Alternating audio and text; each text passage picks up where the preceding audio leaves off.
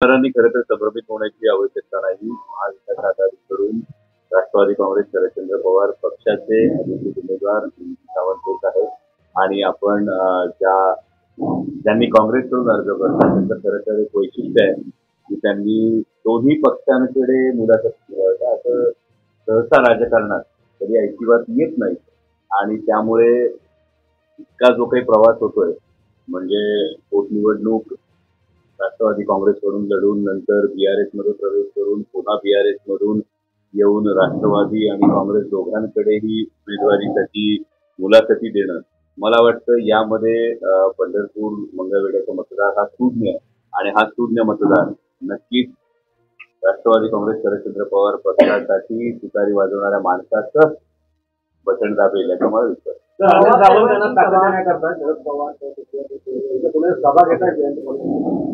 सुप्रियाताईंच्या सभेचा जो प्लॅनिंग आहे त्याचा विचार सुरू आहे कारण एकूण जवळपास 87 जागी आपण लढवतो आहोत आणि त्यामध्ये हे करत असताना आज मी आवर्जून खरं तर आज एकूण 6 सभा आहेत. या 6 सभा असतानाही या मतदारसंघामध्ये एक वेगळा नॅरेटिव्ह पसरवण्याचा प्रयत्न केला जातो आणि हा नॅरेटिव्ह माझं इथे उपस्थित असणं हाच हा नॅरेटिव्ह फोडण्याचं एक सत्य तुम्हाला उत्तर आहे.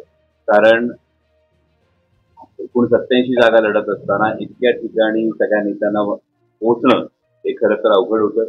परंतु आज मी स्वतः 6 सभा दिवसाला घेतो. त्यातून आदरणीय पवार साहेबांची सभा किंवा सुप्रियाताईंची सभा कशी मॅनेज करते याचा प्रयत्न सुरू आहे. की अशी ती चर्चा घडवून आणली ही मतदारांमध्ये नाही चर्चा ज्यांना धोका वाटतोय अशा लोकांनी ही चर्चा घडवण्याचा जो प्रयत्न केलाय त्याचं उत्तर म्हणून आज मी स्वतः इथे उपस्थित आणि स्वतः तुमच्याशी वार्तालाप करतोय आणि पंढरपूर मंगळवेढ्याच्या जनतेला मी आपल्या सर्वांच्या माध्यमातून कळकळीचं आवाहन करतो की ईव्हीएम वर 5 नंबरचं बटन हे अनिलदादा सावंत यांचं आहे. त्यांच्या समोरचं तुतारी वाजवणारा माणूस असलेल्या समोरचं बटन दाबून अनिलदादांना प्रचंड बहुमतानं विजयी करा मी स्वतः आवाहन तुम्हाला म्हणतो की अशा कोणत्याही नॅरेटिव्हवर विश्वास करण्याची काही आवश्यकता नाही. राष्ट्रवादी काँग्रेस शरदचंद्र पवार पूर्ण ताकदीने ही निवडणूक करतोय आणि पूर्ण ताकदीने लढवत असताना राष्ट्रवादी काँग्रेस शरदचंद्र पवार पक्ष अनिल सावंतांच्या पाठीशी पूर्ण भक्कमपणे उभा आहे. यामध्ये कोणत्याही इतर नॅरेटिव्हवर विश्वास करण्याची आवश्यकता नाही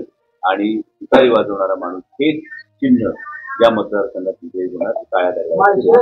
मला असं वाटतं की जे उमेदवार हे करतात ते नक्की काँग्रेसचे का याविषयी काँग्रेसच्या मनामध्ये खात्री आहे का हे तपासणं गरजेचं आहे. कारण आम्ही स्वतःच बीआरएसचं विमान त्यांना घ्यायला आलेलं पाहिलं होतं आणि त्यानंतर ते काही सगळे फिरून प्रवास झालेले त्यामुळे अशा कुठल्याही उमेदवारांचे पवार साहेबांना आव्हान देणं मला वाटतं त्यामध्ये मतदार बघून